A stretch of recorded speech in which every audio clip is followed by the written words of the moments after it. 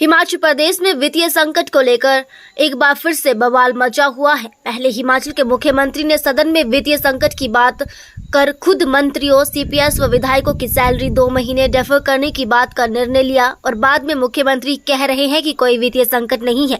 लेकिन हिमाचल के इतिहास में पहली बार हुआ है कि 3 तारीख तक कर्मचारियों को सैलरी नहीं मिली। विपक्ष के नेता जयराम ठाकुर ने कहा कि हिमाचल प्रदेश में राहुल गांधी की खटाखट गारंटियों की पोल खुल गई है, इससे और राज्यों को भी सबक लेना चाहिए। विपक्ष के नेता जयराम ठाकुर ने कहा कि आज 3 तारीख होने के बावजूद कर्मचारियों के खाते में सैलरी और पेंशनरों को पेंशन नहीं आई है, जबकि मुख्यमंत्री कभी कह रहे हैं कि आर्थिक संकट है और कभी कह रहे हैं कि आर्थिक संकट नहीं है। अगर आर्थिक संकट नहीं है तो कर्मचारियों को सैलरी क्यों नहीं आई? विपक्ष ने इसी को लेकर सदन में चर्चा मांगी थी, लेकिन सरकार गंभीर नहीं है।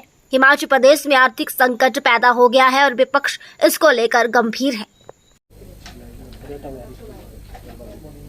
हिमाचल प्रदेश में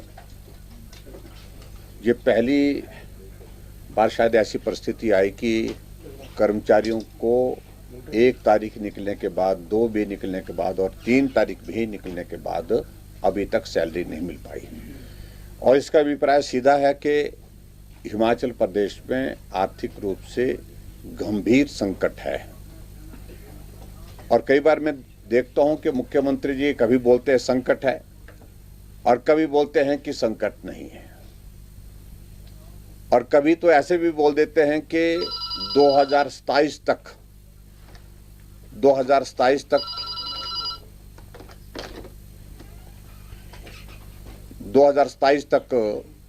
हिमाचल पूरे देश का सबसे समृद्ध राज्य बनेगा। मैं समझता हूं कि अगर इस तरह की परिस्थिति अगर हिमाचल प्रदेश में सरकार के सामने आई है कि वो कर्मचारियों की सैलरी देने में असमर्थ हो गई है और पेंशनर्स की पेंशन देने में असमर्थ हो गई है, इस सारे विषय को बहुत गंभीरता से सरकार को लेना चाहिए। आर्थिक दृष्टि से हिमाचल दिवालियापन के कगार पर लगभग जो खड़ा होता दिख रहा है।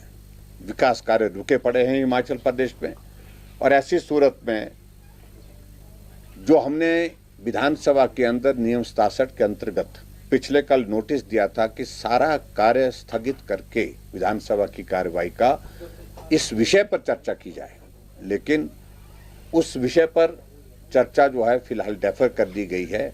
और आज विधानसभा अध्यक्ष महोदय जी ने कहा है कि, और मुख्यमंत्री ने भी कहा है कि उस चर्चा को हम जल्दी लाने की हम कोशिश करेंगे। जब चर्चा होगी तो विस्तार से हम बात कहेंगे, लेकिन यह हकीकत है कि हिमाचल प्रदेश बहुत घोर आर्थिक संकट के दौर में से गुजर रहा है। मुख्यमंत्री बोलते केंद्र है या इसके पीछे कोई और?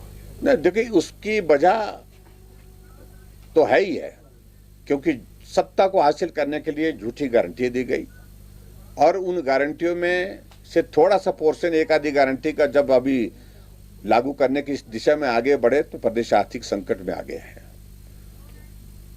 अगर जिम्मेवार है तो मैं समझता हूं कि कांग्रेस पार्टी की सरकार जिम्मेवार है। इस बात को उनको समझना चाहिए और बाकी सारी चीजों को लेकर के जो चर्चा विधानसभा के अंदर होगी उस वक्त हम जवाब देंगे। लेकिन मेरा कहने का मतलब यह है कि हिमाचल प्रदेश बहुत बड़े आर्थिक संकट के दौर में से जब गुजर रहा है, इस परिस्थिति को मुख्यमंत्री को गंभीरता से समझना चाहिए।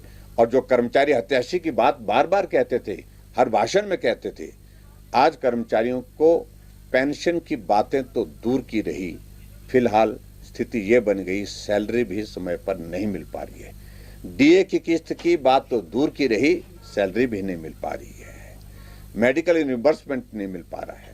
तो ये बहुत बड़ी एक परिस्थिति जो हिमाचल प्रदेश में जो बनी है, और मुझे लगता है कि एक बहुत बड़ा उदाहरण जो फ्री वीज का जो खटाखट राहुल गांधी का जो फॉर्मूला है, जो गारंटियों को लेकर के, इससे बाकी पूरे देश भर में भी सबकी आंखें खुल गई है कि ये जो खटाखट गारंटी देने की जो बातें हैं, हश्र यही होगा कि कर्मचारियों को समय पर सैलरी नहीं मिल पाएगी और आने वाले समय में तो संकट और भी ज्यादा गंभीर होता दिख रहा है। देखिए, केंद्र जो प्रदेश को जो मदद देते हैं, उस मदद के जो माध्यम हैं वो बहुत स्पेसिफिक हैं। केंद्र से क्या मिलता है? केंद्र से यही मिलता है कि रेवेन्यू डेफिसिट ग्रांट जो हिमाचल प्रदेश को मिलती है। 6 तारीख को शायद मेकल में उसकी एक किस्त आने वाली है और उसे रोका नहीं गया, ना पहले रोका गया ना अब की बार रोका गया है। और इसके अलावा वो केंद्र से क्या मदद चाहते हैं? संकट तो प्रदेश का है और मुख्यमंत्री को जिम्मेवारी के साथ इस बात को स्वीकार करना चाहिए कि अगर प्रदेश में आर्थिक संकट है, इसको ठीक करने की जिम्मेवारी प्रदेश की है, ना कि केंद्र की है। ये बार बार केंद्र के ऊपर हर बात का आरोप लगाना, हर तरह से केंद्र को कोसते रहना, ये मुझे लगता है कि उचित नहीं है। रास्ता क्या निकलता है, उस रास्ते को निकालने के लिए प्रदेश में अगर सरकार कांग्रेस पार्टी की है तो जिम्मेवारी भी उस सरकार की है, मुख्यमंत्री की है। सर, आप ये देख रहे हैं कि ये जो